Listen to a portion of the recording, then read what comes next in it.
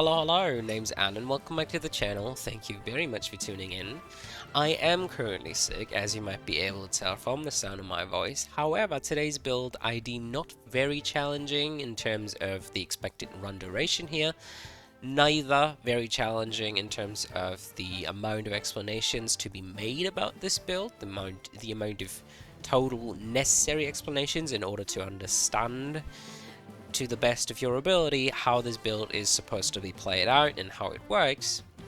So I decided I got a plethora of spare time on my hands as I'm currently sick at home anyway, and stuck here all alone with nothing better to do, might as well play some Wizard of Legend, dig out the old themed build here that I've been skipping over for a while by now, and well, just finish it all together. Now I will try to avoid talking here best as I can because I am in quite a cough here and I don't really want to cause any chain cough in here because of dryness of the throat. So you will also hear me taking a sip every now and then, like right now is a pretty good time, in order to stay nice and fluent in my ability to talk. Let's get into today's build. Anyhow, today's build is called Axeciting Axis, which is a very stupid wordplay that I made up in regards to using axes, which is a weaponry and tool used to splinter things, namely the heads of your opponents or trees in order to gather wood. Now we are just going to be combining a lot of axes in stupid, nonsensical ways in order to have a good time. That's really it. Now, as we are already an axe-wielding manic berserker, we don't care much about sense or logic. So this build isn't very combo heavy, it doesn't work super well. Like the abilities, for example, they don't work incredibly well together with one another. There are not exactly any synergies here. It's just a bunch of axes and heavy looking spells slapped together and the X theme stamped onto the build. And with that out of the way, I don't think there is anything else to preface here, so let's get right into this build. For our rope, we will be using the grit rope, as it is brown, and this is a purely earth-themed build, as all the axes in the game are of the earth element, or probably rather realistically the steel element, which is a subtype of the rock or earth element, as it would be in Avatar, for example, or I believe in Pokemon as well. So you'd have ground, you'd have rock, which are like essentially together earth in this game. In Wizard of Legend you also have plants, and then you'd have steel. Now the grit rope, it works nice for this build because it increases our armor and it increases our healing received by 10% each, which is great because this is a very sluggish build using very clunky Arcana, so I expect us to take a bunch of damage, and we will be taking reduced damage in that. We have the 10% increased armor, and we will be healing that damage up a lot faster using our increased healing receive, which is fantastic. Also, thematically, we've already talked about the color here. It fits like a treat. It is the perfect shade of brown for this build, and it goes very well with the build. For that reason, we love upgrading this as well. Allows for us to be even more lazy, even more lousy, take a lot more damage, heal it back up a lot faster. It's sweet. I expect us to take large amounts of damage, especially into boss fights, as I believe sluggish Arcana into bosses is not exactly my strength, so I'm gonna be pretty bad at that, as you will see in a second. Very likely anyway. Now for our starting relic. It is a nonsensical item, it doesn't make any sense at all for this build. We are, however, using the Berserker's axe, as it fits both themes, being a manic berserker and using a bunch of axes. Increases damage dealt for a short while after taking damage. This is a 20% damage increase after taking damage. It is best combined with very fast hitting abilities, which we don't have at all. We just hit once, twice, thrice, but for quite a chunk. So this does still work for us, it's just not great, but it works very nicely when combined with a grit rope, as that allows for us to take a lot more damage and heal it up later. And then we can also ditch out more damage when we take damage, which is great. We can get a lot of value out of taking damage, and sometimes we can even make an entire build around that idea, where we combine Berserker's items with increased healing after taking damage, or gradually taking less and less and less damage when we take damage off of multiple hits. So the first hit might deal a lot of damage, but then every consecutive hit deals less and less and less, in order for us to maximize the relation here of damage taken to damage put out, damage dealt, or damage increase received, for example. So I like that idea of having a bit of a Berserker's cycle going on here, as I have already explained now multiple times, I believe. And therefore this item, it works. It's not great. You could definitely find a better item here, but thematically it works, and therefore we pick it. It is the only Axe relic in this game. After all, it is the most iconic Axe, therefore, in this game, and that's why we ought to pick it. Now let's get into our Arcana, which are also fairly easily explained, though most of them have a bit of nuance to them because they are very sluggish, and therefore they require a lot of different mindsets, a lot of different skill sets in order to wield to the best possible way, so to speak. Now, for our first ability here, we have Obsidian Splitter, which is a very sluggish, very high damage, very wide range cleave style of a melee ability. It is a charged ability, that's why it is so sluggish, but even if you use the uncharged version, that is very, very slow. It's a very wide range cleave, easily able to cover 180 degrees in front of your character. And while it is melee ability, and while it is quite slow, you can time this in certain ways, because when you fully charge this ability, you lob an axe that you otherwise use to cleave in front of your character quite a reasonable distance in front of your character, which will then collide with enemies, pierce them, and deal very, very high damage. And once you upgrade it, that axe throw will also explode at the very end of the animation, dealing even greater damage and an even greater AoE around you. However, this is incredibly difficult to use from Dungeons 3 going forward, because all the enemies are just too fast for you to charge this consistently. And even in early dungeons, this is quite a tedium to use. It is very, very difficult, trust me on that. It's a piercing ability though. It looks like so. When we just use the tap, it deals 15 damage, critting for 22. As you could tell now, very, very high damage numbers. And when we charge it, it looks like so. Has a very high knockback as well. There are so many stat lines to this weapon, it is quite a chore explaining this, to be fair. And then once we upgrade it, that throw, which deals 35, will also explode in a large area where the axe ends up at the end of casting this ability. It is quite a vicious ability, that's for sure. It is a Berserker's ability. Now, for our dash, there are not exactly any axe-themed dashes in the game. I decided to go for Spike Track, which I believe is the most sluggish, but also the most hard-hitting Earth dash in the game. Or generally, a very, very hard-hitting, sluggish, powerful feeling, powerful looking dash. Probably a top contender, if not the undeniable number one of all the dash abilities in the game. This casts forth in front of your character a track of earthen spikes coming out of the ground, dealing very hefty damage. I don't know the number by heart, so let's test it out here. 35, that's like a fully charged Obsidian Splitter. Very, very strong. And when you upgrade it, it doubles the range. Not sure whether it also upgrades the damage. No, it just essentially doubles the range, which is already huge. It's a line ability, it's fairly wide, it's rather easy to hit. On single targets, however, if you try to use this against multiple targets like here, they'd have to line up perfectly, and the range need to be perfect, would need to be perfect, sorry. So this is not the easiest ability to use for crowd control reasons, but against single targets or to just finish enemies off, especially squishy enemies like slimes, this is very, very good. For our standard, we will be using the rock solid Tomahawk, which could also be used as our signature. However, I decided to run this as my standard since the signature just as is feels a lot more...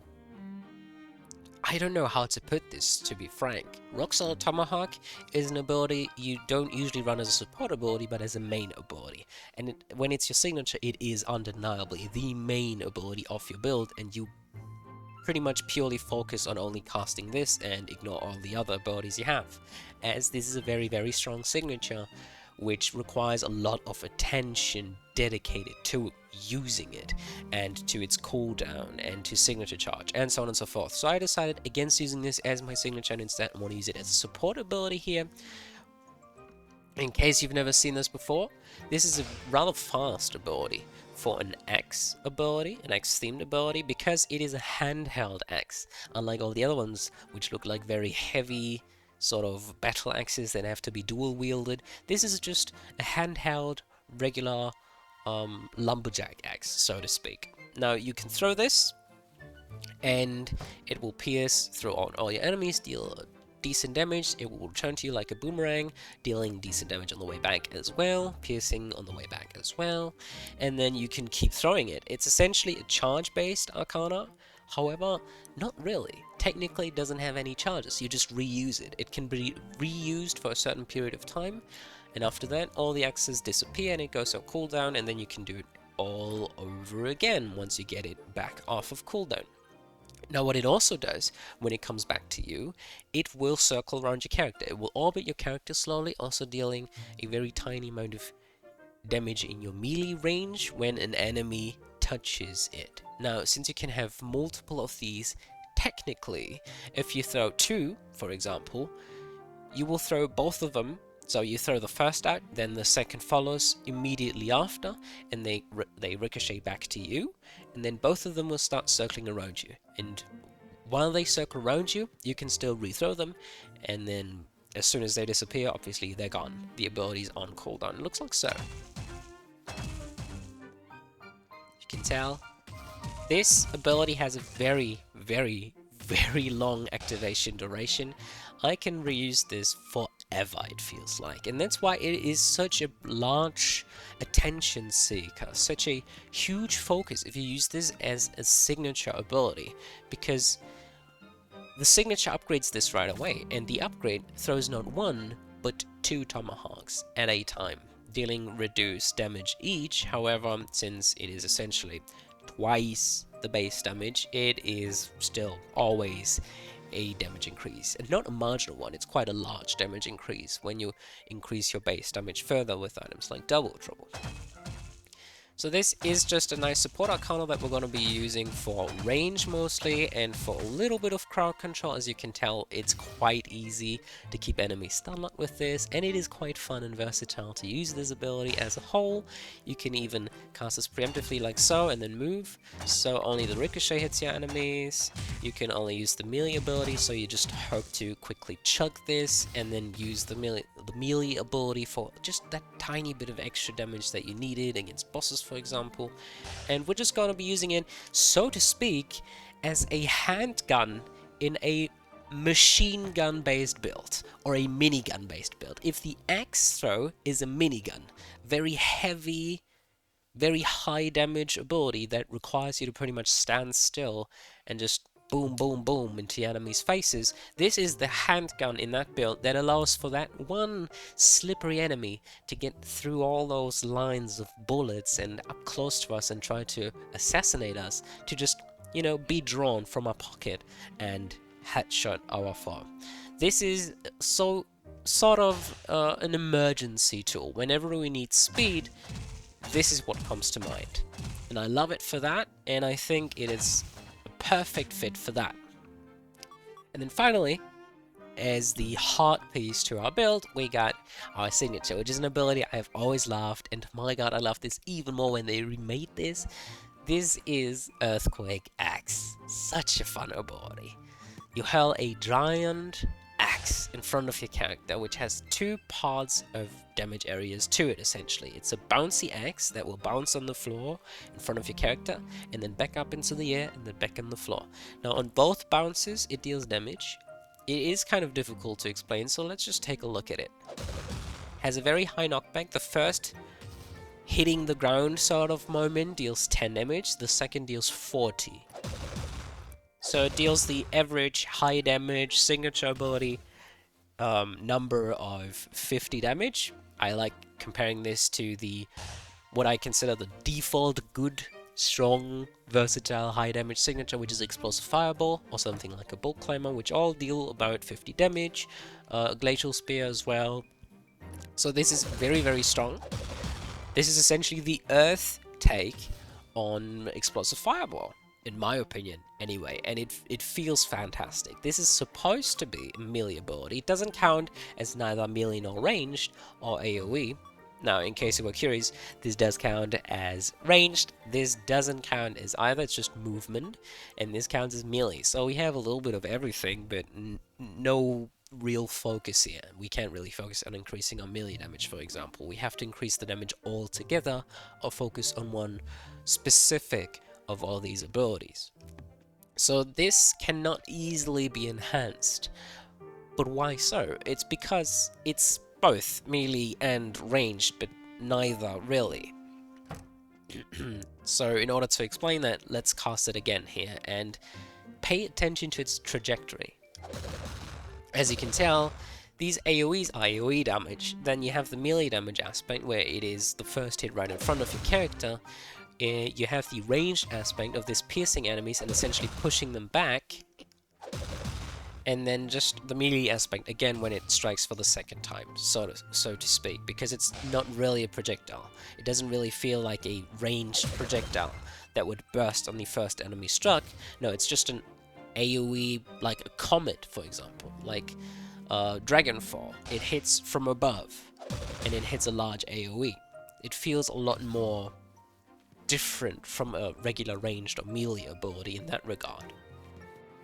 Now, when you use the signature version of this, by the way, I failed to mention that you have 2 charges on this by default, which you've seen me use. So effectively can deal 100 damage very quickly, and it has a very, very, very short cooldown. Pay attention to that here for a second. Look at that, 4 seconds is it? Which is sweet. Fantastic, love to see it.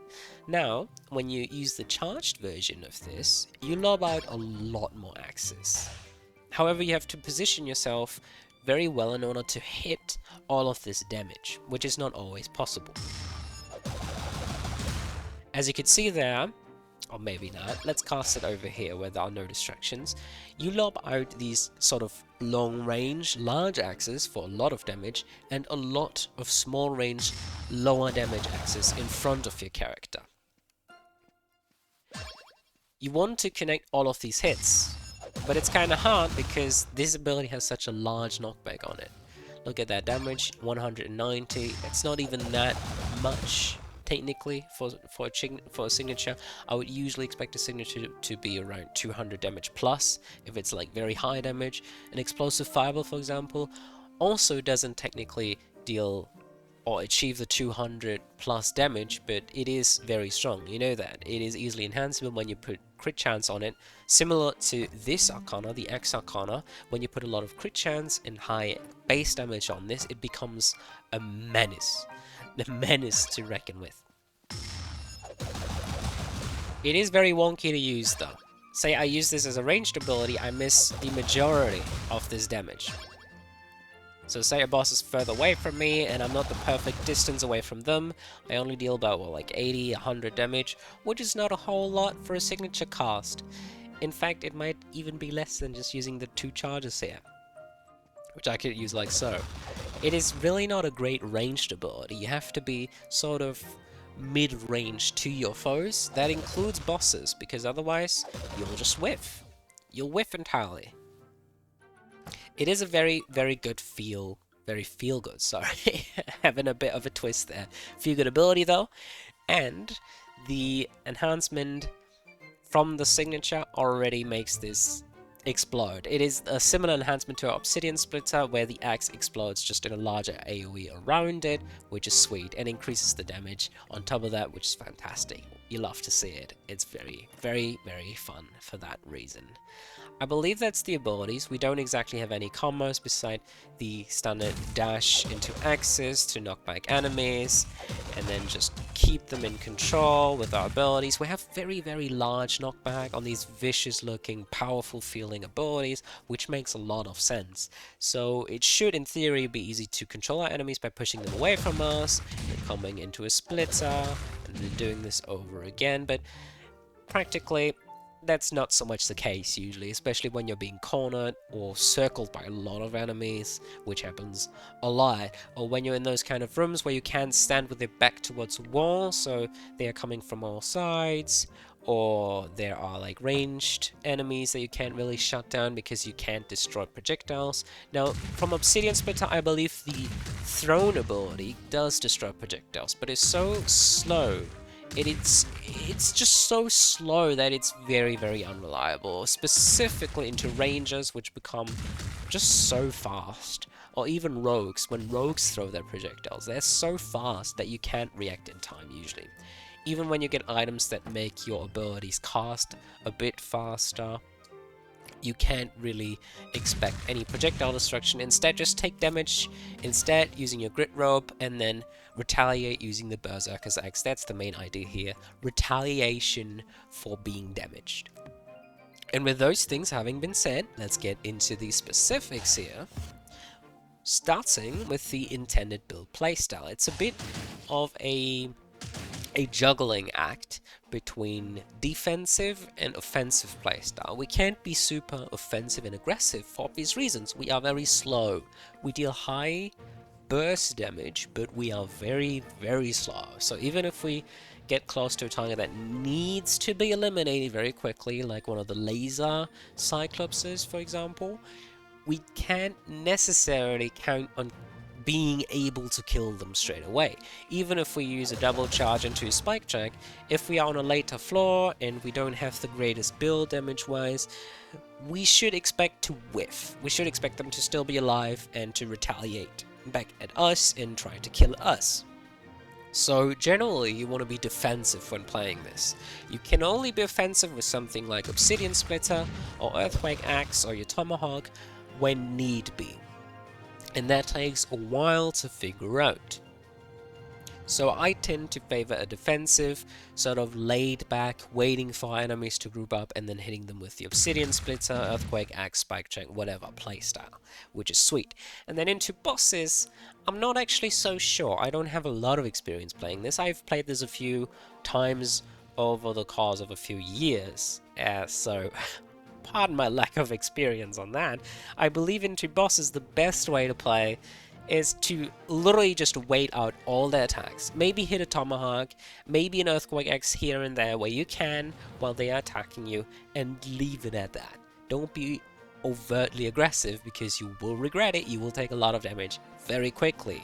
If you're stuck in the animation of an Obsidian Splitter, for example, which you can easily break free from, you are bound to take large chunks of your health pool. I also recommend, once you find items like Double Trouble that make you take more damage in trade for allowing for you to deal a lot more damage, that you become even more aware of how sluggish your build is and how careful you gotta play. You're essentially becoming a glass cannon at that point, even though you are supposed to be rather tanky or carefree regarding your health pool. So, there's that. Be defensive, be smart about it, know your weaknesses. They are quite huge.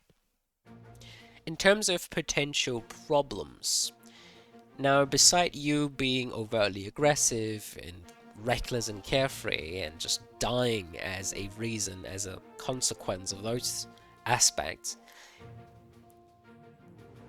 I believe projectiles might face a large threat. For example, if I had to fight the summoner mini-boss, and they just kept summoning and summoning and summoning, and the summons kept interrupting my attacks because they're so fast and vicious and coming right at me from all sides. There's not really much I can do besides circle strafe around and try to hit as many summons while also hitting the boss. Pardon. So I want to get rid of all the small, tedious little things first, playing this build, which should be rather easy since I deal a large chunk of the health pool per attack, realistically anyway. So as long as I don't dampen my own damage output, I should always try and focus down those pesky little small and nimble enemies that are coming at me full speed, trying to interrupt all my attacks. And then once those are out of the way, I still have to pay attention to elemental enemies that might pose a potential threat, that might inflict me with a poison debuff, for example, which is a large problem, trust me, because it's a debuff that lasts forever on your character, and it ticks sort of regularly, but when you are in the mid of combat, you don't exactly pay attention to when is the next damage tick going to happen. And those ticks are deadly to you because they cancel your ability costs, specifically Obsidian Splitter, which is, after all, your main ability. It is your basic. In an otherwise ability-themed build, this is the one that, given the benefit of a doubt, you're going to be using in your average situation. And if you have a long-lasting ability-canceling debuff on your character, this is just a massive tedium. So try to avoid it. Any cast being poisoned, and even being electrified, being shocked, being burned. Being frozen is especially annoying too. You can't really do much about that. You might just be chain frozen by someone like Freya, or the dungeons, or traps in the frost dungeon. Generally, freeze is just a nuisance to this build. It's a melee build for the most part. You have to get close, so you risk being frozen a lot more than if you were to play a ranged build, on the other hand. And not only that, but also you can't exactly break free easily. You don't have a dash that does much when you do break free eventually. You don't have abilities that do much when you do break free. You can't easily beat, for example, frozen knights or rangers. Those are just so annoying, especially the knights. You might deal great damage, but you still usually won't have enough damage to kill their shield ability, for example, right away.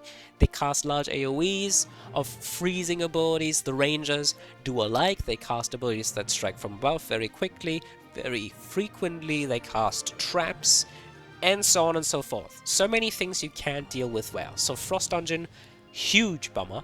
Wind Dungeon, kind of annoying because of the evasion, which you can't quickly get rid of by any means. And then finally you get the Earth Dungeon because of poison being just very, very annoying. There's a lot of poisoning aspects to those dungeons that can be. Anyway, you might get very lucky, but you might also see those trap rooms all the fucking time. And the elemental enemies, and so on and so forth. So be wary of your weaknesses. There are plenty to take note of. In terms of items in Arcana, you don't exactly have great weaknesses. It's just the slowness of your build, generally, which is gonna be problematic, whatever you do. You don't need cooldown reduction, for example. You don't care much about that. You're gonna be fine. Now, what you do want in order to get rid of your only problem is things that make you fast and more versatile. Let me just take a sip real quick, because I'm losing my voice right here. So, that brings us to the final section of this explanation vid, or the explanation part of the video. The recommended items in Arcana. You want things like Evening Gloves that allow for you to cast your basic ability a lot faster, a lot more fluently, a lot more frequently in that as well. A lot more consistency allows for you to take a lot more risks. Being consistent in applying damage and killing enemies and not taking damage allows for you to take risks, like taking damage, being more aggressive towards a boss, for example. If you consistently make it to a boss on a higher HP pool, or to a mini-boss, you can be a lot more aggressive in those fights. If you consistently kill enemies a lot faster, you can take risky room approaches that might also be very rewarding, which you usually wouldn't be able to take. For example, in rooms with a lot of slimes, you can try and stay a lot more in there and kill a lot more enemies a lot faster, drastically lowering the per second, so to speak, chance of you taking damage. So consistency is king, and making your abilities be faster using items like Evening Gloves, for example, or the Silver Spinning Top, which I really can recommend because it gets rid of all of your movement speed. But it is, after all, not technically a terrible item for this build. So if you have a lot of movement speed, a Silver Spinning Top sounds like a great idea to me, personally, and I would definitely recommend building it. Otherwise, in any other given scenario, unless you are already destroying everything at maximum speed possible, don't pick up Silver Spinning Top because it gets rid of all of your movement speed, which is one of the only things between you and taking a whole hell of a lot of damage from boss attacks. So, make your abilities faster. Make your damage tick faster. Use abilities like, sorry, not abilities, but it could be abilities. If you use a Fueled Berserker, for example, that allows for you to use your basic a lot faster, a lot more consistently for a short period of time. If you use abilities with a wide cleave, with a very short sort of duration on them, a short delay on them that you can frequently chain together, like jumps, like a Permafrost Bulwark, or any other fast abilities you come across, go ahead. They are tools trying to advance your build with, making it just a lot more consistent and a lot better and doing any and everything. Beside abilities making your build a lot better, for example, the ones I mentioned, Permafrost Bulwark, and any jump is good to go, honestly, like a Tidal Wave, I believe it's called, for example, or an Airborne Slam. Those are very good. Even the ones that jump in place, like Heroic Blaze, can still be very good, as you are, after all, a melee build, so you can easily enhance them, you can use them well, generally combine them well with your abilities, so those are gonna be your go-to Arcana to go for. It's not something like an Explosive Fireball necessarily, but even ranged abilities like those, like Explosive Fireball and Bull Claymore, and other abilities that work alike are very good for you because they allow for you to have a lot more range and just be a lot more free in what you do and how you kill certain enemies and how you bait them to walk out of the room towards you so you can group them up, and so on and so forth. So you have a lot of different types of abilities that will help you out guaranteed, but there's also a lot of relics like the Evening Gloves, the aforementioned Evening Gloves and the Silver Spinning Top, like stones, which are great. You're a melee build, stones are a large AoE around your character, giving you slightly more range, slightly more DPS output, slightly more versatility, and status ailments, which is great. You like sprites, same logic here. They are essentially single target ranged abilities that you additionally get, which also apply a status effect each, which is great. Extra damage, sweet. You also really want to take into account defensive items like Calcifying Bone Mail, like the Sano's Headband, which allows for you to not be cancelled while casting an ability. That's sweet. Or just generally taking a lot less damage, gaining armor benefits. You also really love defensive and offensive like mixtures, such as the Vine Mail, Reactive Vine Mail, for example. So when you take damage, it deals damage back in an essentially stone area around your character. It works similarly to the respective stone, sort of. So it will root enemies and poison them, and essentially just deal damage back at them, rendering them unable, stunning them, if you will. So those are very great. Defensive items generally are fantastic for this build, and then you want to combine as much defense as you can possibly find with these small little stackable objectives, I like to call them, like stones, like sprites, like very strong damage ups, Evening Gloves, for example. You want to just have a little bit of everything to make your build a lot more well-rounded and not be so heavy penalized when making misplays, when being too sluggish, or mistiming your abilities. You want to just drastically reduce the risk of fucking it up, quite frankly. And that's what we're gonna try and do. Am I stuttering now? I don't know. We're gonna try to reduce the risk of being able, of allowing ourselves to even fuck up in the first place. I don't know What dungeon we're going to try to evade here? I haven't yet decided. I think it's probably gonna be Frost, to be honest. It is quite a nuisance, but Wind is also very, very bad, and I hate fighting Shu. So again, Wind pretty much always wins out. Let's get our money here, and let's get into the run, shall we? Chilling dungeons. Oof. Kind of losing my voice a little bit here. My buddy is, after all, striking me mercilessly these times. Oh, come on, please. Sky Palace. There we go. Let's go. Take another sip. No freeze dungeon. Love to see it. Freya has a very hard fight on this build. At least to me, personally, it is. I like to be very aggressive, and being aggressive on a slow-moving, slow-working build isn't a great strategy by any means. However, we will have to fight Atlas. Just use the Tomahawk here to cancel them.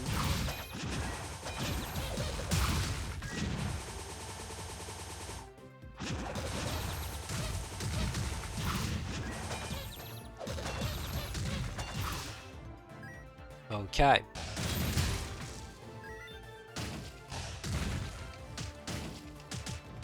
I haven't played this for a while, so there is no guarantee that I'm gonna bring this home at the end of the day. I'm not very good at these sort of strength themed builds. I like to think as I like to think of them as essentially the Wizard of Legend equivalent of Dark Souls strength builds, which are very clunky, very high damage, slow to use, require a lot of patience and dedication and practice, most importantly, sort of builds. So this is absolutely the opposite of my playstyle. I like dexterity in Dark Souls. I like things that hit very frequently, very fast, that I would generally say are quite evasive, don't require the greatest amount of skill to wield. Or maybe it's just me, but I think clunky things are generally very, very, very difficult to use, hence requiring plenty of dedication and practice. I hate lances on this build because they barely outrange us, which is always a nuisance to deal with. Okay, we find a candy and electrifying smoke, which I do like. Signature charge is after all a decent option for this build. We have also found an Obsidian Splitter earlier, if I recall correctly. I'm not sure we found anything else. Now, sweets are okay.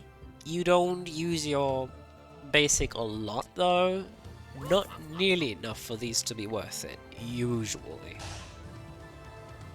So, I wish to not pick that up yet. I feel like I need to take another sip here. Sorry for any drinking ASMR noises here. I'm gonna try and keep the talking to a minimum. Ooh, love the upgrade. Sweet explosion. Look at that. Isn't that great?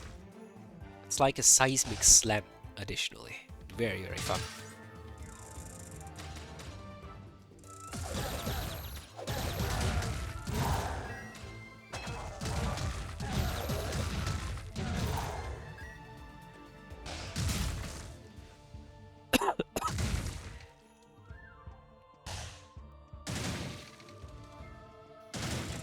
Lots of rangers today, huh? Luckily, they are quite slow this early on, so we can easily outmaneuver them, or simply just cast an Obsidian Splitter and burst them down. I hate this room on melee builds. Oh, stop cancelling me.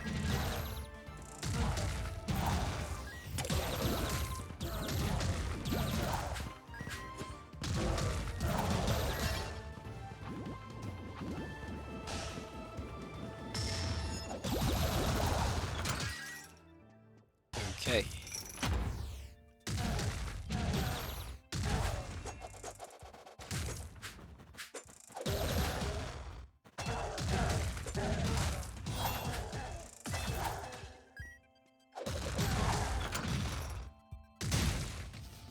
Okay.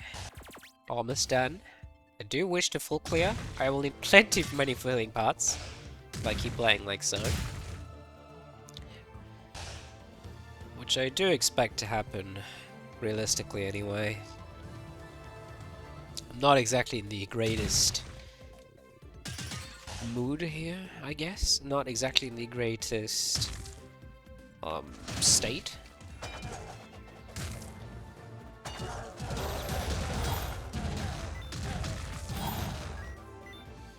I do want to avoid these small rooms that trap you, as they mean quite a detriment to our ability to kite enemies around, which is quite important considering that we are so slow.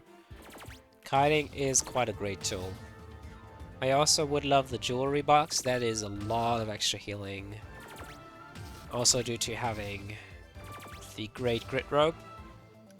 Radiant, Knockout, and Tectonic Drill are both fantastic abilities that go very well with this build if you need extra damage.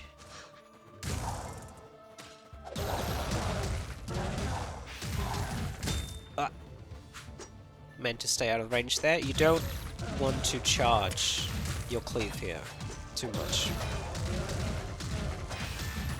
Just keep tapping it.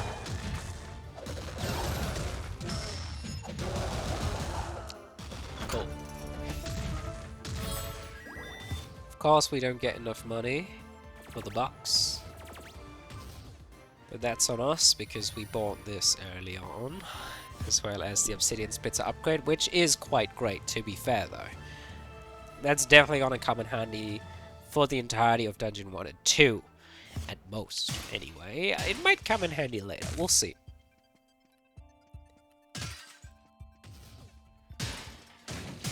Ooh, an early Nox Crocodile Heart I'm looking at here. Reduce max health but increase max health for each enemy defeated. This is overall a net positive on the max HP. However, extra damage from something like a pewter bracelet is always helpful. Golden Saber, it's just too early to commit to that. It would mean that we would most likely end up with, what, like 6 or 7 relics at the end of the run, due to store prices being so insanely inflated. Also, I would much favor getting the armor later that increases the store prices over the Saber, because armor is just a lot more consistent over a mere 20% damage increase. I am looking at Crocodile Heart and Pewter Bracelet though. I think the Bracelet is a decent pick here, as more damage will definitely help us out. Probably more decent than the Crocodile Heart. I believe HP isn't enough to simply grind this this run to dust. So I believe Pewter Bracelet is a lot better. It also allows for us to make tactical plays, such as buying items like a gem locator to find more gems. Oh, Bunny Ears, interesting. Quite useless to us, as they only increase our damage when we use Jump Arcana, which we don't currently have. We might find some later though, we'll see. Okay.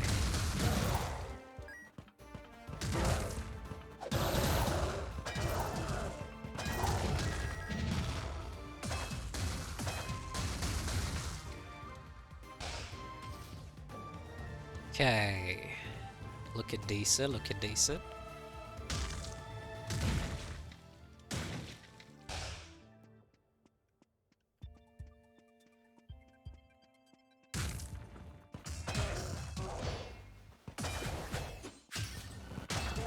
Oh, there's another one. I didn't even see it.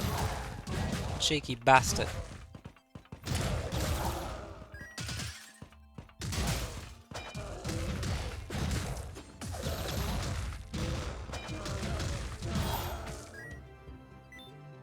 Okay, Ebonwolf's Cloak. Not an item I want to pick up, as it decreases all of our damage. Only increases fire and lightning damage.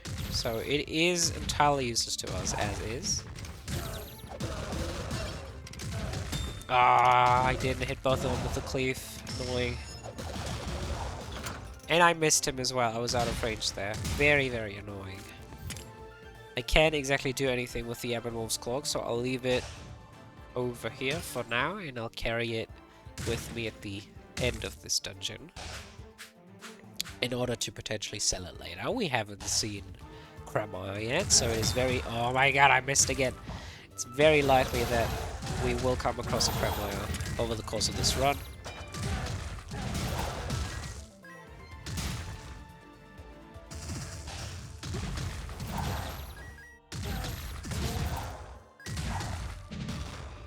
Played around with the width of our X there, quite a bunch, because why not?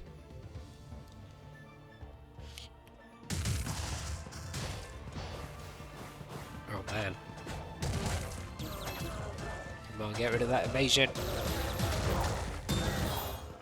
Damage boost through the blast of the summon there. Of course they have another one ready. But that's fine, we have so much armor.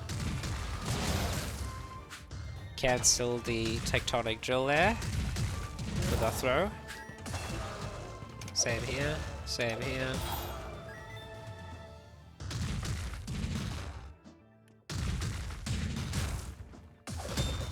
Oh, that wasn't enough.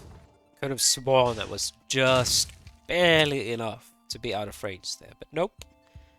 They made it back. Probably because of the extra there, which got me just a tiny bit closer.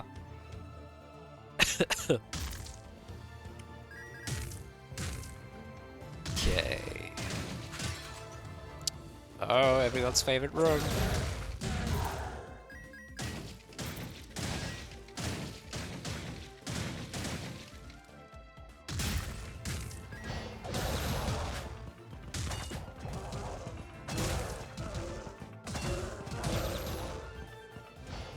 Just gotta tie around with it for a while here.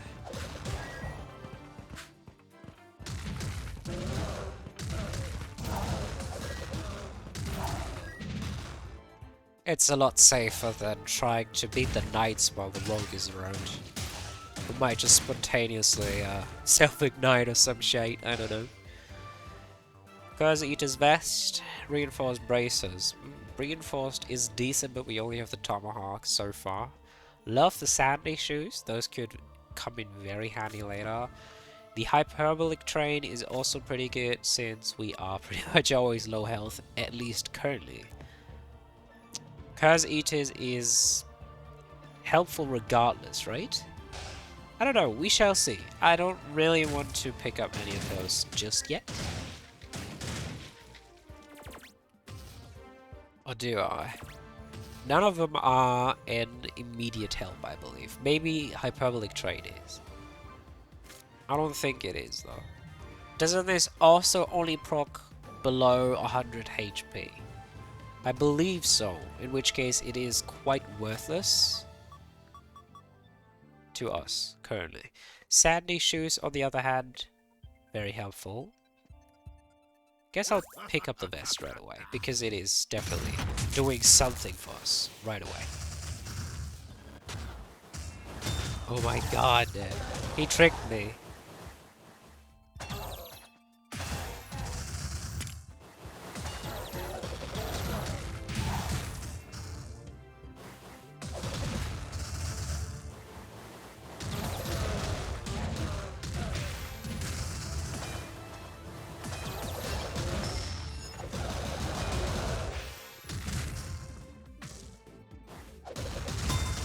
Oh, come on.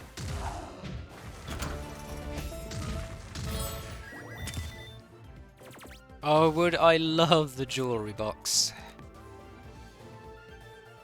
Could grab either of these. I think I'll grab the train, because it allows for me to play very aggressively. And to shoot. And not necessarily feel any retaliation. We just gotta kill him faster. Always keep that in mind. Okay, but before we do shoot, I think I'm gonna need a minute here. So I'm gonna say be right back. I'm not gonna pause. I don't need that long.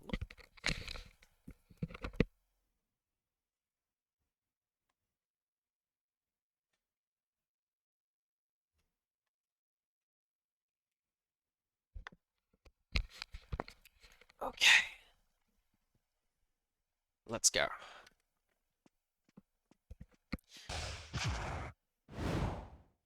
Wind Sovereign Shoe.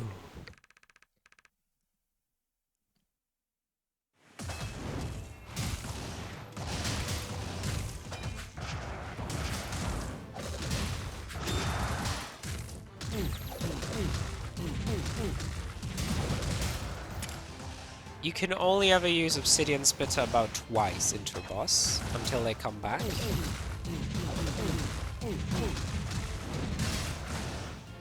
From being stunned.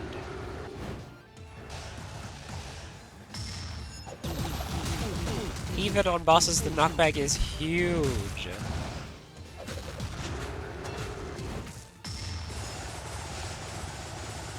I think I want to be hit here, but I fucked that up already. In order to just ditch out more damage. Maybe receive slightly more signature charge. Sweet. Love to abuse my frames. So shortly after taking damage, there is no way to take damage again this early on. You can easily dodge out of the wind sort of oh man, is it like a more of a tornado attack, I suppose, which draws you into the center of the tornado, which is shoot. So you can easily maneuver around while still being dragged, sort of flying towards the boss. Love abusing that. It's always fun when that happens. Cool. You can see the little procs in the form of a little bit of lightning action around my character when using electrifying smoke. Very interesting. I should be getting rid of the Ebon Wolf. My god, I forgot doing that for the boss fight.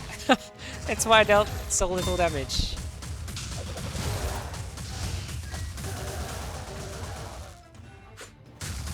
I keep dashing into walls here like an idiot.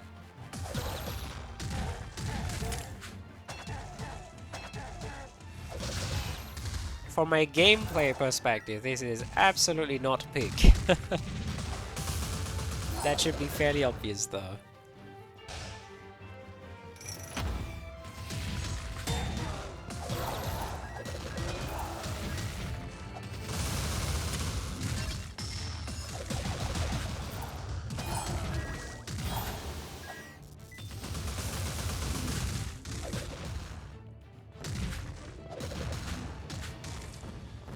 Oh, I failed syncing them up, which is always terrible. Always hate when that happens.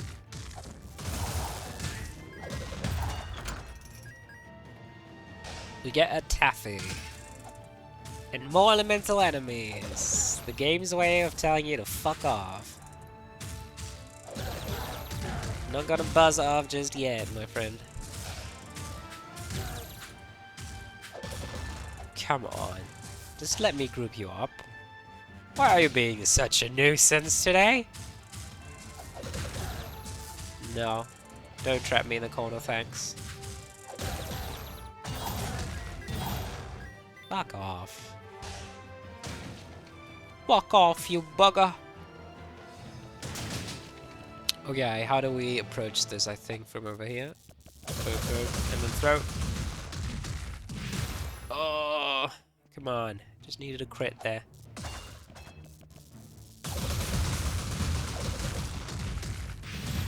Oh, come on! So close. Do it again.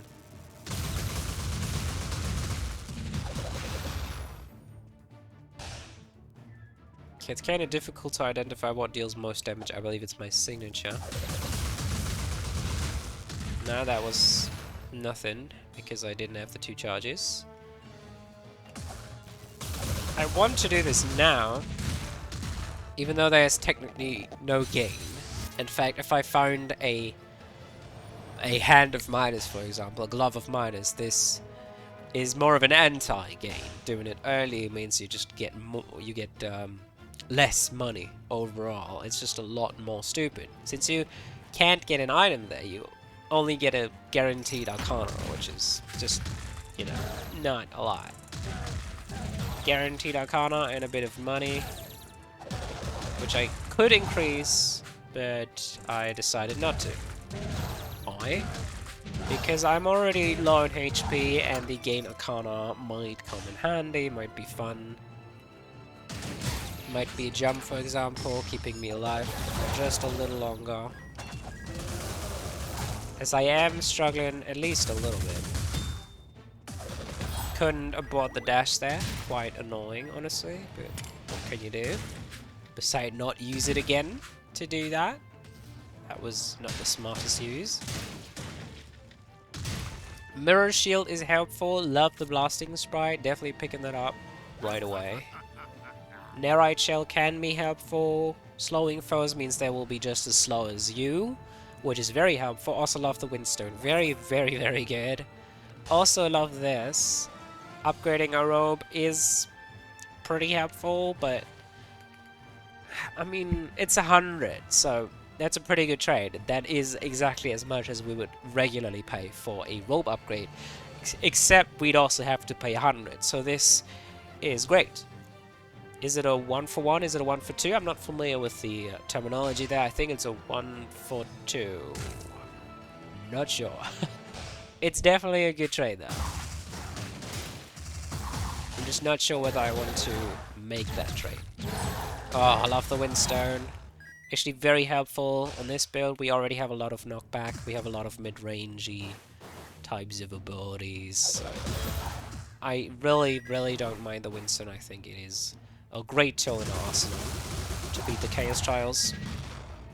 And I will take it any day on this build. Hello.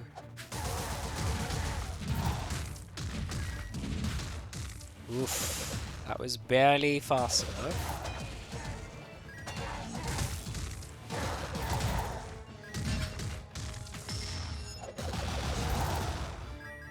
Okay. I might really want that Nerite Shell additionally, just to slow down foes even more reliably.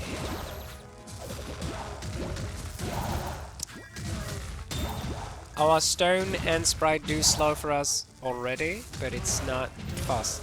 It's not fast enough, I was gonna say. It's not consistently enough. I can't rely on it at any point.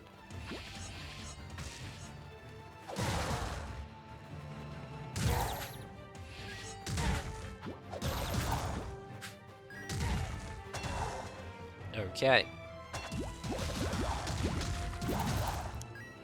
Just try to play around Windstone and the Sprite and around their attack cooldowns here, because, my god, we are on the verge of death currently. Which I get a lot when playing this build. I'm very, very bad at this.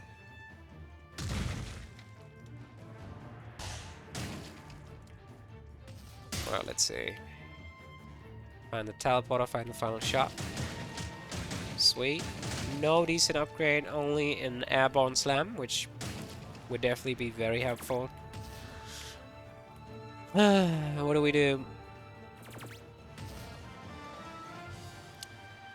I think I will take the Mirror Shield. Will I heal? I will take the Mirror Shield, that's for sure. I will take the Mirror Shield for now. And of course, it's the only enemy that doesn't have a projectile. Well, it's not the only one, but you get what I'm saying. Murphy's Law. Get rid of the ads, specifically the Lancer.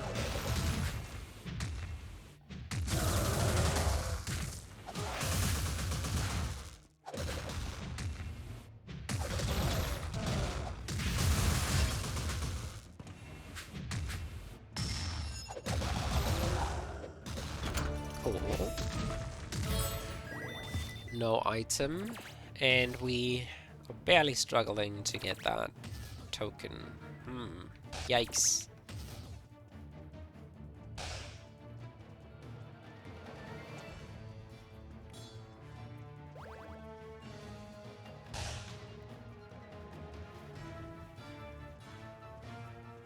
I think it is about time to find a spike track upgrade as well. That would be very helpful. The extra range on it means that we can use it a lot more aggressively, because currently dashing through enemies is very risky. It allows for them to quickly hit us and stun us, which we really can't afford happening. So getting this upgraded means we can essentially use this as a preemptive ranged ability that we would throw before using our dash. Effectively, anyway. I see very interesting stuff in here. 3 very interesting items. Sturdy wooden easel, very strong. Helm of Midas, strong in the late game, very useless right now. And Chrono Glove, with which we can use our basic a lot faster, since it is a charged ability, meaning that the charge time on it is going to be drastically reduced, which is sweet. Love to see it. I think I will be taking that over the easel, even though easel is fantastic and combines with an item we already have, because we already have one of the painting parts. Just having a little more versatility in the usage of our abilities is great. We love to see it. Essentially being able to use Obsidian Splitter, which we otherwise aren't exactly able to use since it is just too slow, is great.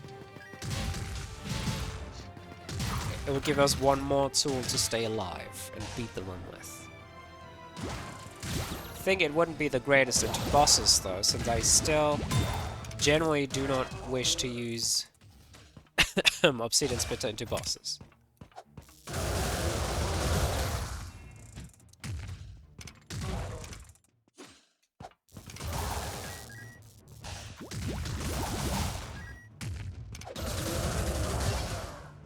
Not saying that the stone isn't exactly a letdown on this build, it just happens a lot rarely than usual. But it did happen right there. A little earlier than right there. It cancelled my the dash, the fiery dash.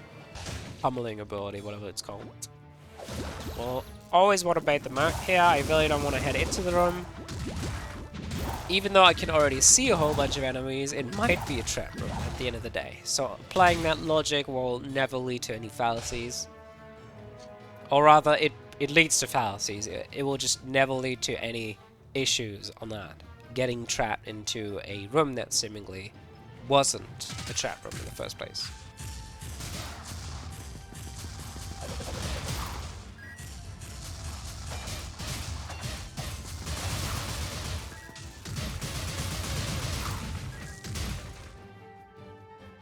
I am very much on the edge here. I'm not exactly used to being low HP all the time. It is a very different playstyle from mine.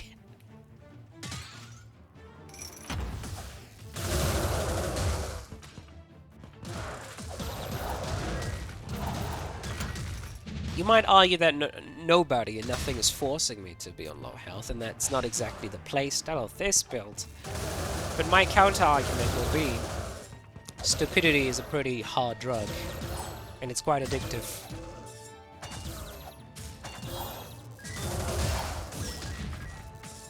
And of course, that's just a metaphor for I suck ass at playing slow builds. Please leave me alone.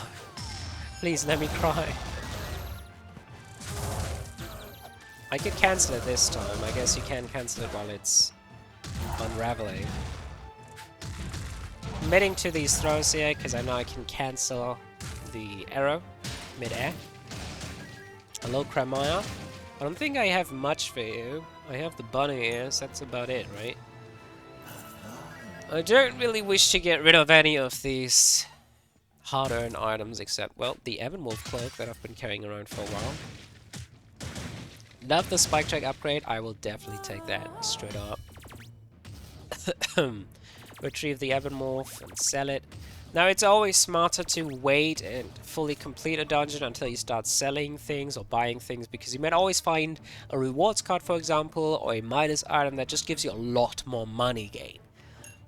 But I'm an idiot. I'm a big old dum-dum, and I like being greedy and fast and impatient. Chrono Glove, sweet. And then hopefully we can buy the wooden easel. It should be... I don't know.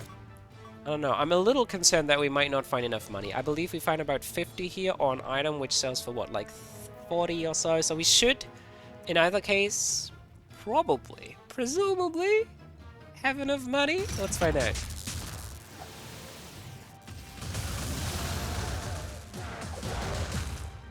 Luxury is no point of concern. It's all about health where I'm from. Because I'm pretty much dead.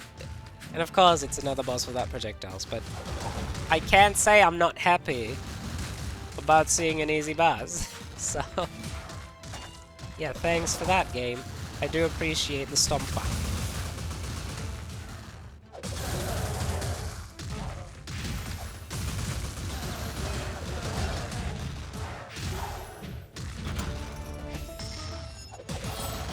Now in the intro, I didn't mention that due to its property of being a charged Arcana, Obsidian Splitter can be retargeted into a different direction.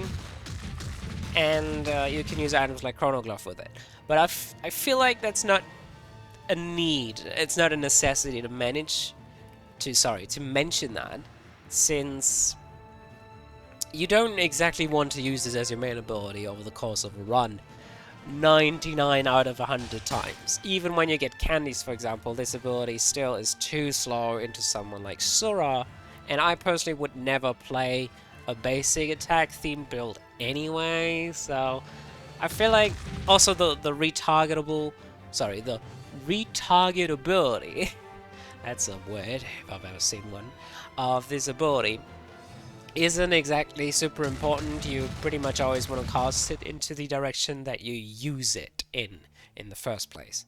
You always want to cast it with your back towards a wall or an area that no enemies are in, as this has a huge coverage in terms of area of effect. Now, what do? We got, as predicted, as assumed, we got barely about the required number of Mula to buy the sturdy wooden easel here, which I will gladly do.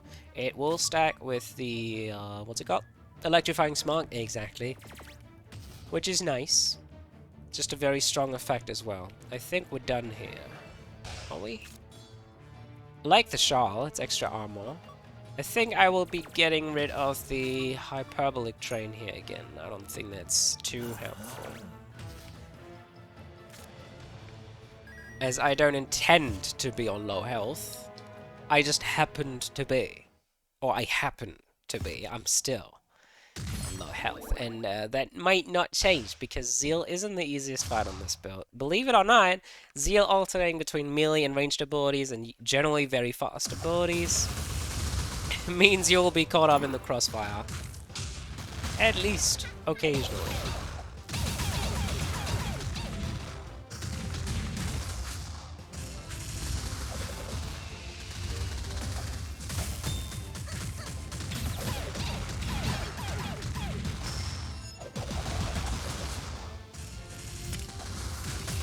Come on, my mirror shield activated right there when I dashed through her. That's annoying. I am used to way more comets.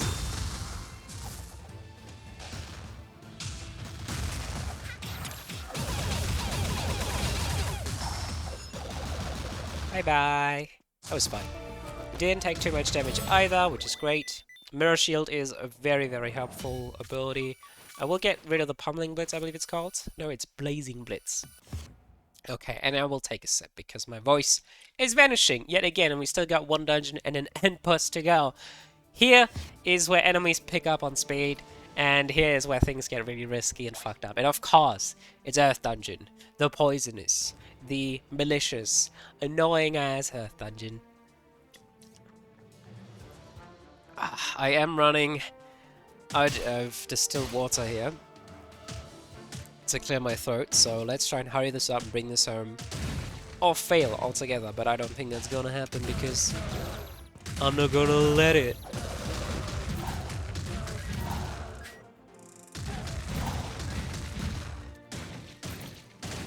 Now, even with the mirror shield, we're not gonna be super safe here as rangers, talking as hard, as rangers start shooting twice on these stages.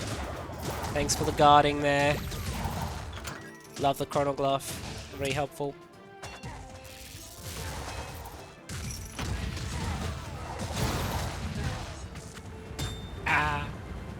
Come on.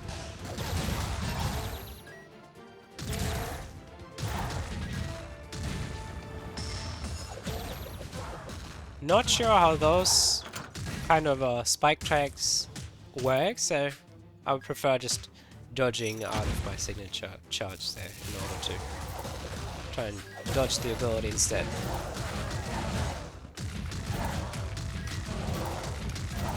Look at that attack speed! Holy guacamole! That feels nice. Yeah, let's not do that. We do not need any additional challenges here, thank you very much. We are already challenged enough. This is a very tough room, but as long as we got the mirror shield, I got good faith, and we will just fuck them up. Thanks to the great cleave of Obsidian Splitter. Okay, interesting picks here. Luxurious Handbag is the one that I am resting my eyes on. Though Wall Tower Gemstone isn't something to look away either. Also, Mystic Sage's Memoir increased the damage duration cooldown for all summon Arcana. It doesn't have a downside. I always forget about this item. I always think it has like a large downside for non-summon related builds, but it doesn't have a downside. Period. I guess if you consider an increased cooldown duration on an ability a large downside, then it does have quite a substantial downside for summon Arcana, but generally this is a very strong pickup. I'm not sure, I do want the luxury handbag, I think it might be very beneficial. Sip. Okay, I'm all out. Let's get it. Let's get it.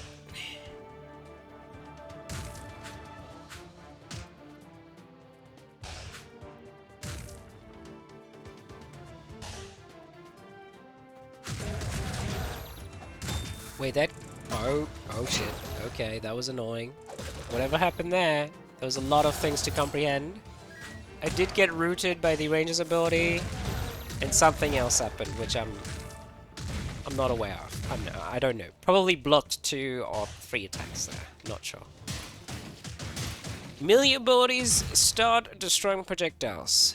That's sweet. Love the jewelry box though. This is absolutely awesome. We do want that 100% of the time, every time. Try and get some money from these obstacles here.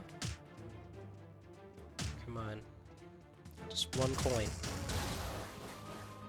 Just 1.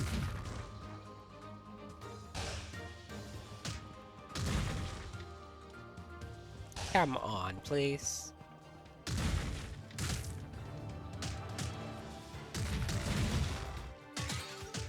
Hello, trap room. And a particularly nasty one at that. Because rogues are my arch enemy on slow melee builds. Thank God we have at least a windstone. Very, very helpful. Of course, this is a mimic.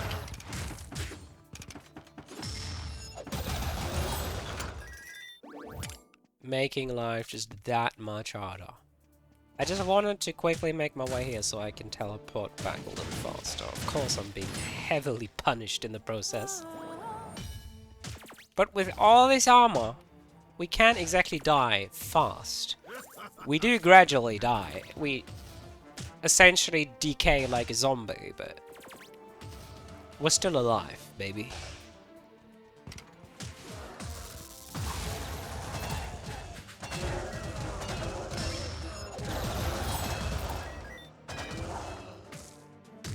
Fuck you guys. Will we ever be full HP? Let's find out in the next episode of One Piece. Why would you do that? I'm right in front of you. Oops.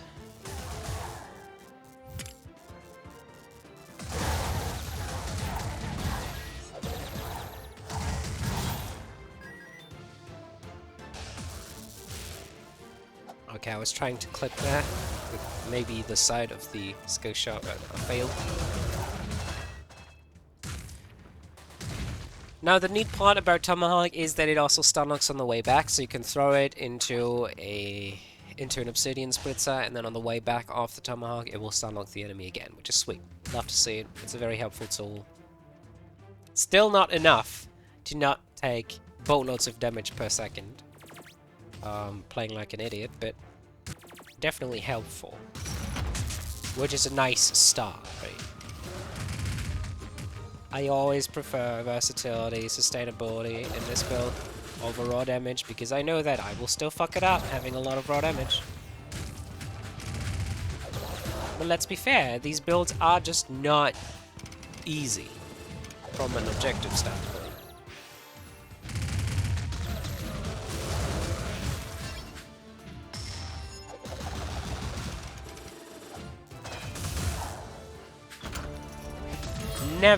Never want to risk actually being damaged here while trying to cast an Obsidian Splitter. It's not worth it. Arcana rewards card, you are way too late, my friend. Can't afford the piggy bank, which would have been great healing, but nope. No. I don't want the glue, as it will get rid of our movement speed and all of our great knockbacks, which, you know, those are kind of the only things between us and being killed right now, so I would prefer not to do that. Being alive seems quite fun. For now, anyway.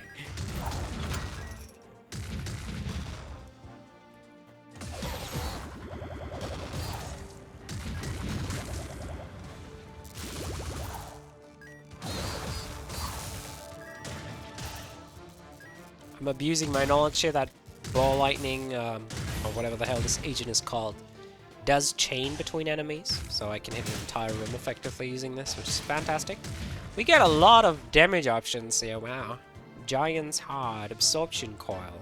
I don't want extra damage though.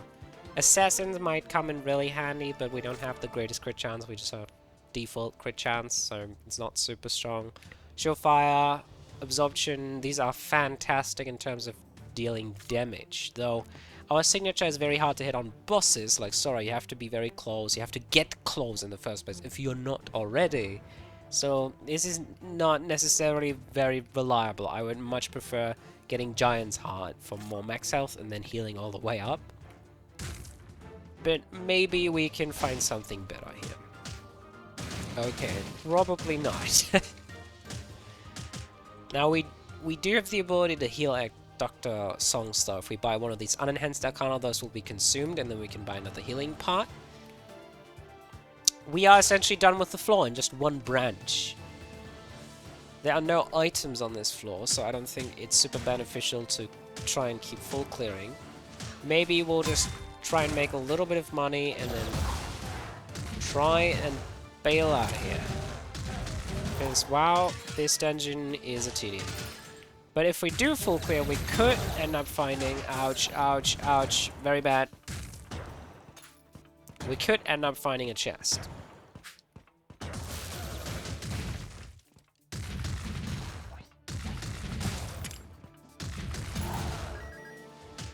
You gotta get out of here.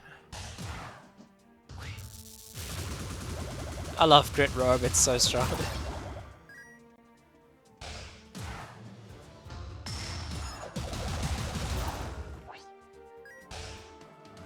Now I think undeniably so, if I don't heal now, I will probably never get a second chance, so might as well do that. We do have Arcana rewards card, so at least we can buy this for slightly less. Hell yeah! Let's get Aqua Vortex. Get back the Shard for now. Let's head over here. Make sure to not fall into a pit. That would mean certain doom. Taking 25 damage, I believe. And now we don't have increased healing received or anything. Let's get this. Catalytic Tonic. Critical healing chance, which is sweet. Get rid of the rewards card, as it will serve no further purpose here for the remainder of the run.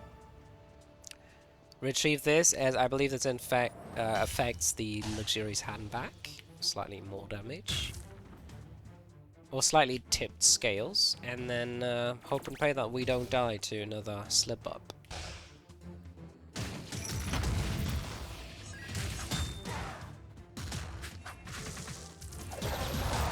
Try and dodge all the summons here, which is a huge task, honestly.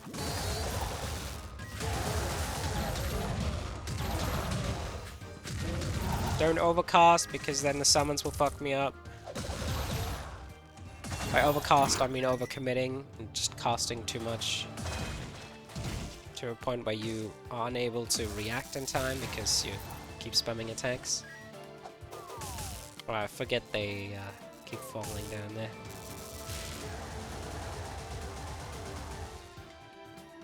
Okay, just take it very slowly. I want my mirror shields, if possible. There's no need to risk anything else here.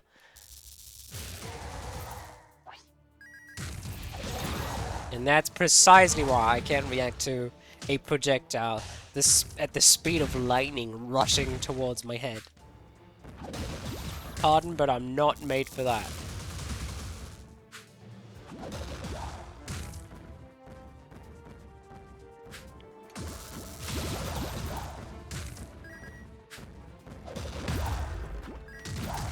No trap room. Cool.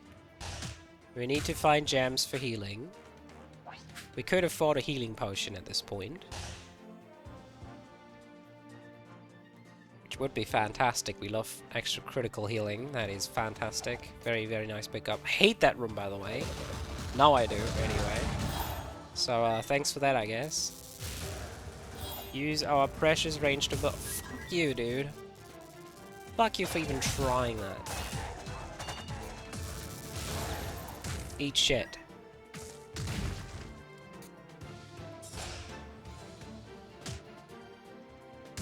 What a nerve-wracking run.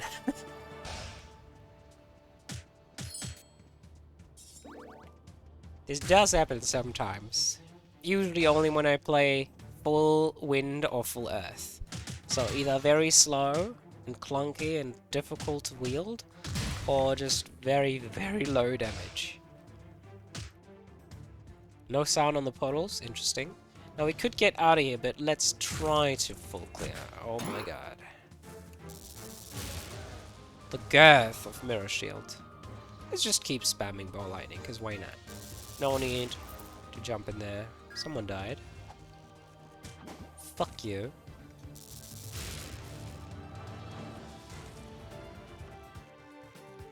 Still alive?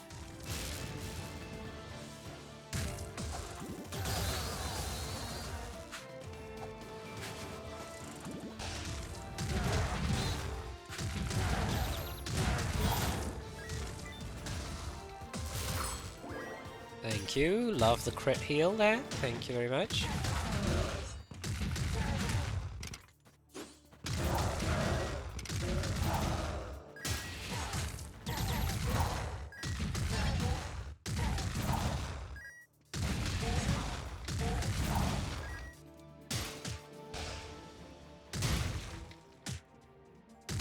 Ain't no way we are bringing this home fast today. I have no feeling at this point for how long I've been playing this run, but I know it must have been quite a drag. I would still argue that this is quite a lesson to be learned. Quite entertaining, because... well, why wouldn't it? I'm on low HP currently, and for the vast majority of this run, so... it's probably a lesson at, or a lesson in terms of how to play slowly and carefully, and how to make it back up just using a grit robe. And a handful of tools. I do not think I want the Giant's Heart, as I don't see myself ever getting to a high amount of HP ever again.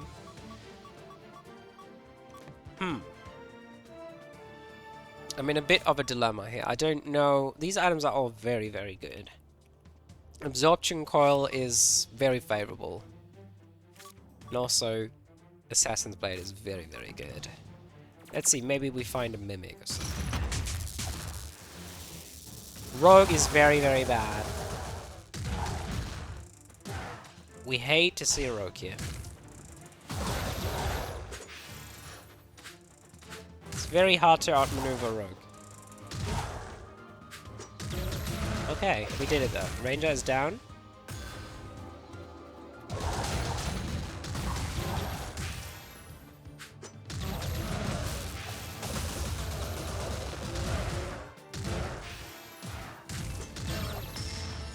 Look at those stones, putting in the work. Isn't that great? Tozy's broken pocket watch. That's a lot of cooldown reduction, which we pretty much cannot use. Because it gets rid of our signature charge. A lot of it. I love the permafrost. It's very, very helpful. Ball lightning is very, very strong as well. Oof, I don't know. Probably want to get the discounted healing potion here. I still think I do not want the Giant's Heart. I still think I want to keep Jewelry Box over everything else. Because, as is, Sura does drop a bunch of gems, which could be helpful in remaining alive for the remainder of the Sura fight. I could probably get rid of the Blasting Sprite at this point. I don't technically need these into bosses, or rather the Stone, which should be worse, because it doesn't have range, unlike the Blasting Sprite. Should probably get rid of the Stone then. But for what? What would I get? Absorption is a little risky. That would mean that I'd have to take damage in order to gain any value. Hyperbolic, honestly the same. I have to take damage in order for this to gain any value, and then be able to stay alive. Surefire seems like a short pickup here, like a pretty safe pickup. I do like having extra max HP. Just stack it up on max HP, going full HP, and then trying to battle it out and see who can perish first. I think I will keep my Sprite, as it is stackable. That's pretty much the only reason here, and it's not the greatest of reasons, but it's stackable. I could find multiple, which would be, technically, in my opinion, a better damage increase to this build than a Surefire Rocket. I will be getting the healing potion, and we do get the critical heal, do we? Was that a critical heal? I'm not sure. I don't think we did. Seemed more like a 200 HP regular heal. Maybe slightly more healing, I don't know. Probably due to the Great Rogue only. I don't think that was a critical. Let me check this out again. What does this do? 20%? No, yeah. Massively reduced signature charge rate. The cooldown reduction could be very, very helpful here. More so than signature charge gain. Why? We do have signature charge gain with the electrifying smoke, and quite a lot at that. However, as I previously stated, casting the signature, first of all, it takes a lot of time, so the bosses will recover. You pretty much only can cast this, and then that's it. They will recover immediately after. And additionally to that, it leaves you in a vulnerable position. You have to get close very quickly if you're far away from the boss, which is likely on this build. You don't want to be very close. You want to dodge at any cost, so you will be likely very far away from Sora specifically, and then you have to get close, and you waste a lot of time, and then this has a long duration, so you risk taking damage again shortly after, so it's just very, very difficult to use the signature during a Sora fight, from my experience. So this is probably a much better pickup, allows for us to just chunk the health bar bit by bit, to poke at them, and to use our Permafrost Bulwark, our newly found, beloved Permafrost Bulwark, I should add, a lot more frequently, allowing for us to play just a lot more aggressively, as this is just a Gale out of jail free card, at least for a few seconds. It still ends up consuming the Mirror Shield, which is very annoying, but this thing is too large for a character model anyway. It's fucking gigantic.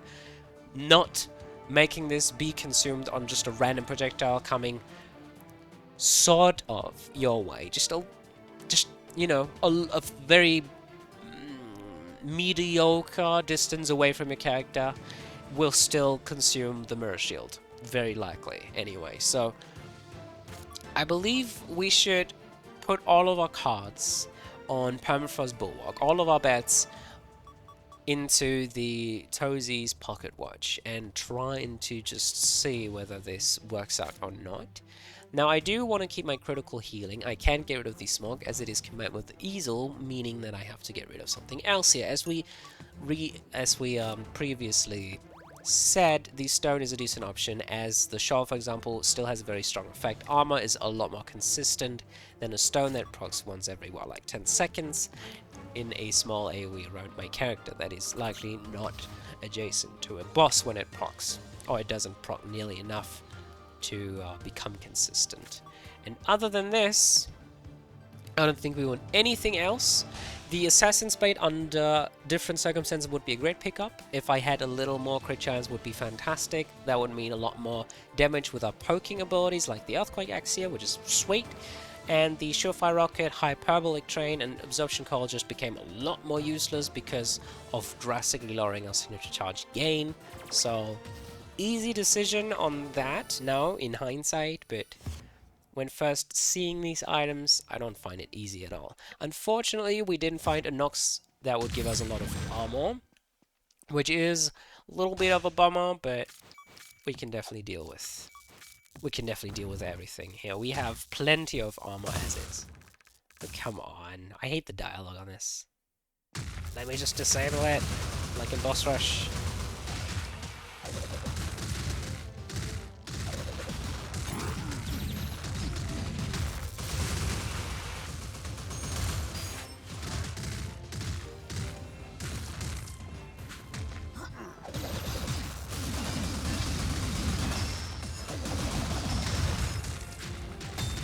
Oh, come on!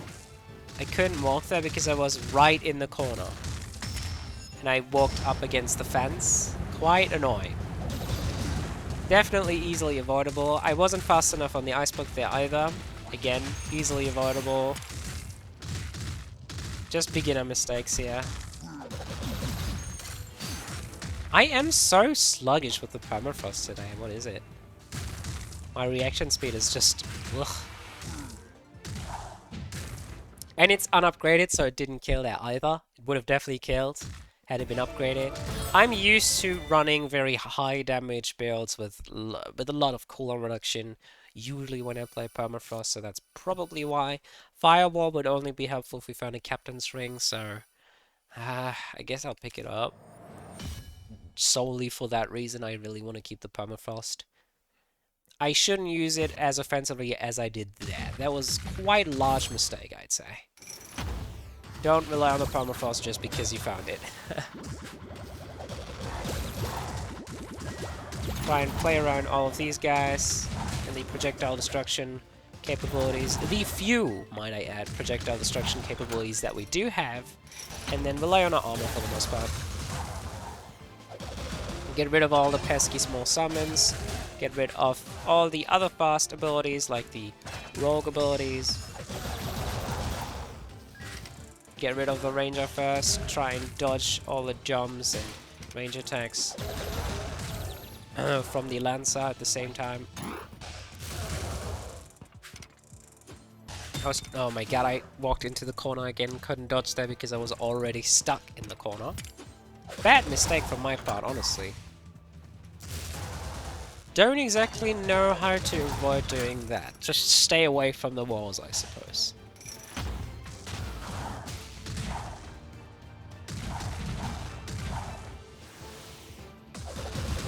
My cleaves today are very lackluster, to say the least.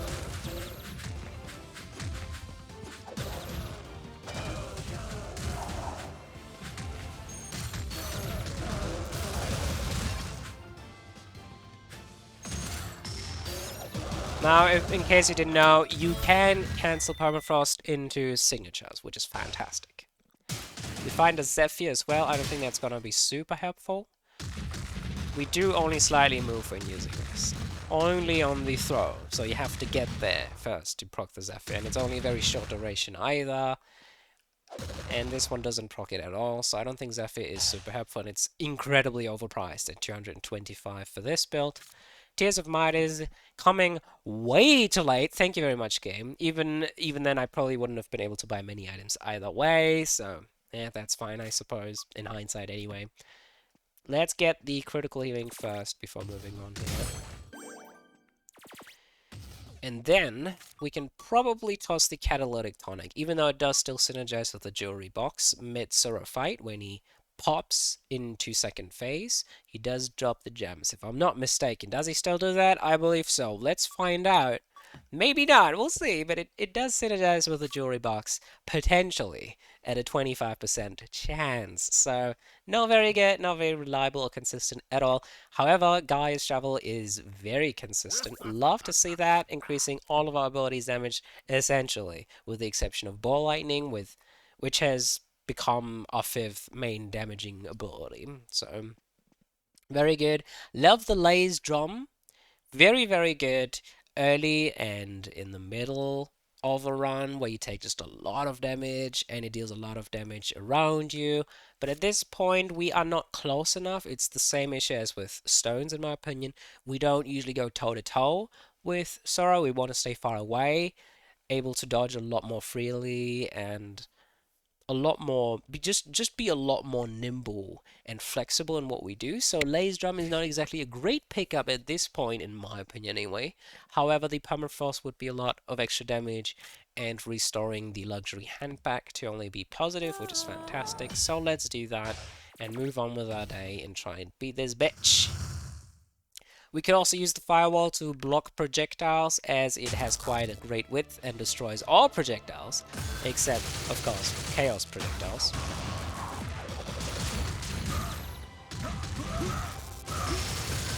But I don't think we can exactly get rid of the Ball Lightning here, and Permafrost Bulwark is obviously not up for debate. Bit of a mistake on my part there.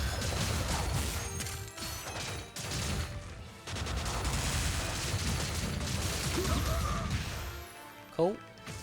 Wow, we took a blast to our HP pool there. So we can easily die here. Thanks, Mirror Shield. Oh, wrong direction.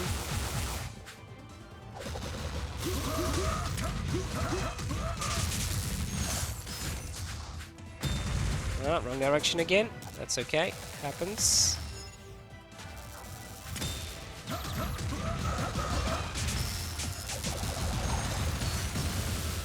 Yeah, that was very risky, but that's fine. We have plenty of armor still left.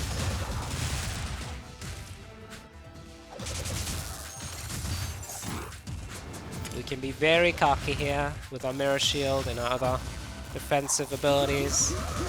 And just like that, come on. There you go. Did you down the spike track there on the aftermath of our spike track?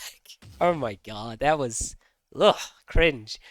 I couldn't pay attention there, couldn't possibly pay attention there to whether or not we got healed by a jewelry box between the transition from first to second phase. Not sure we did, considering our current HP pool. But I believe this was a quite decent run, considering how poor the rest... sorry, a quite decent fight, final boss fight there, considering how poor the majority of this run was, from my perspective anyway, from just being very terrible at using this build. But it is always a challenge to me, always a personal challenge when trying to assemble a build using only Axis. Axis specifically, whenever I want a clunky, difficult to wield challenge build, I play this. So that's why I've only played a handful of times over the course of, what, like 2 or 3 years, but it is quite fun nonetheless, challenging myself and just seeing the apparent weaknesses in my playstyle and how fucking terrible I am at, quite frankly, at using most of this stuff. It was quite a success in that regard, because I just simply haven't played this for a long time, and I was quite overdue.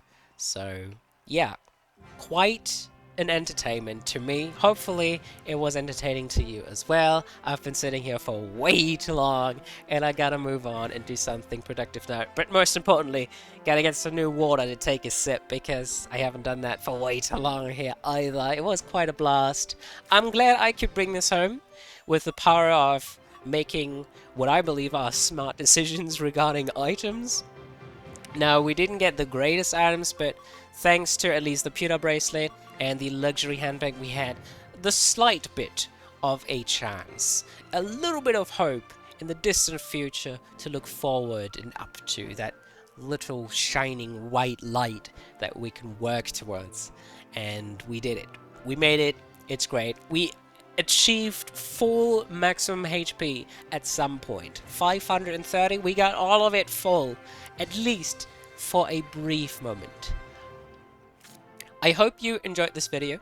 Thank you very much for watching. And, as per usual, you know me, I wish you all, wherever you are, a good morning, a good day, or a good night. And I'll see you in the next video. And until then, let me get rid of the Mercial here. Bye bye!